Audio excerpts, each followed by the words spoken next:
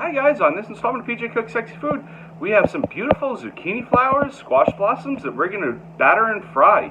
So let's get started. Okay, so here we have our beautiful squash blossoms or zucchini flowers. You could use pumpkin flowers, whatever flowers you have.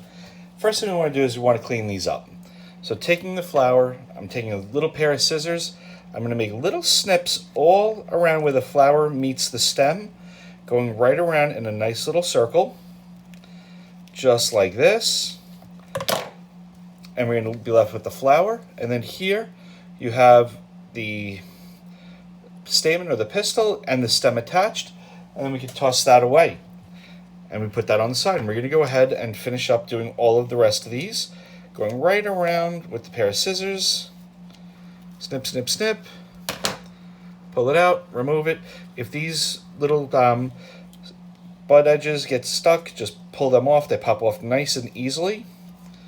Put that on the side, and the last one.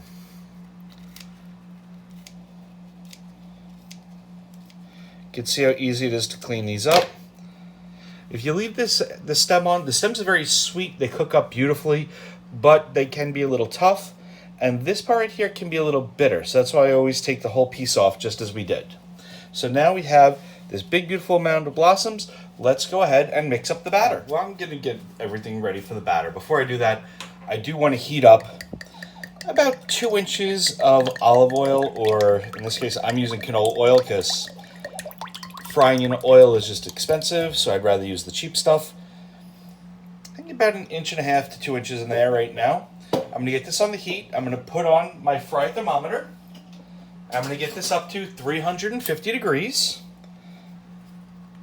And once the oil is good and hot, then I will actually assemble the batter. We want to leave that to the very last moment. Okay, so for our batter, we have about 1.5 cups of flour, 1/4 cup of cornstarch, we have about 1/3 cup of Parmesan cheese, and we have 1 can of sparkling seltzer water or club soda.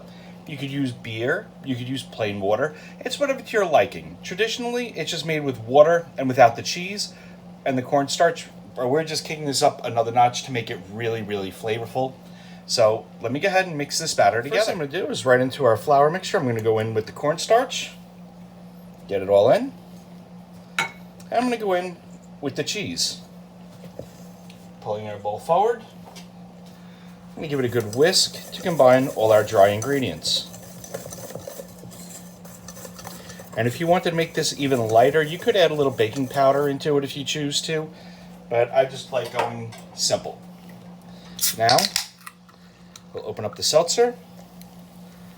Get that in. I'm going to start with about 1/2 can or so, just to see how much is going to be needed for this flour. And you can see how quickly it drank it all up. So I'm going to pour in the other 1/2 of the can and mix this well to combine. I went ahead and I just mixed up our batter. You can see there's still some lumps in there. That is perfectly fine. Any lumps will cook out.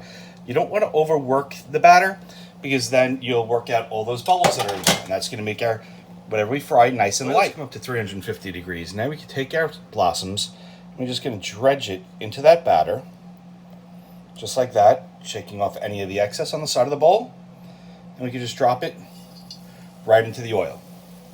Now with some of our bigger blossoms that we have, like this one, which is absolutely beautiful, and it's telling me it wants a piece of cheese.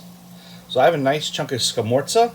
I'm going to put that right in the middle of the flour, going in from the stem end. Just going to close it with my fingers like that. Go right into the batter. Rub it on the side of the bowl, any of the excess, and right into the oil. And I'm going to do them for about 1 minute or 2 per side, and then just give them a flip. Okay, so they've been frying for about 2 minutes on each side. You can see how the edges are just starting to get golden brown like that.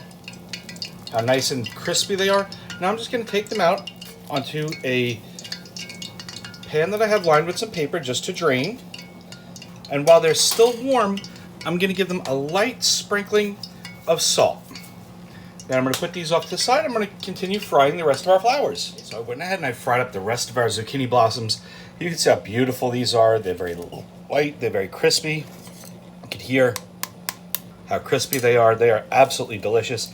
There's nothing in the middle, just that beautiful flour that's fried and battered.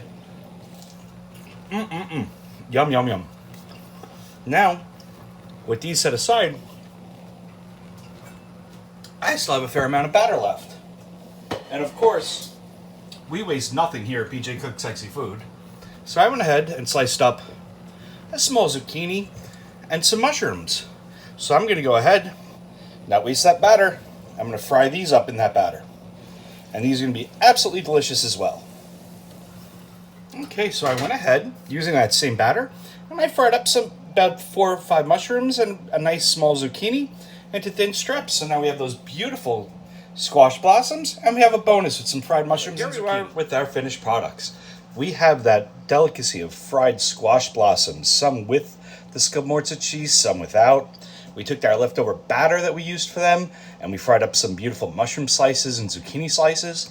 I hope you enjoyed this recipe. I hope you tried it at home. Thank you for tuning in to PJ Cook Sexy Food. We'll see you next time.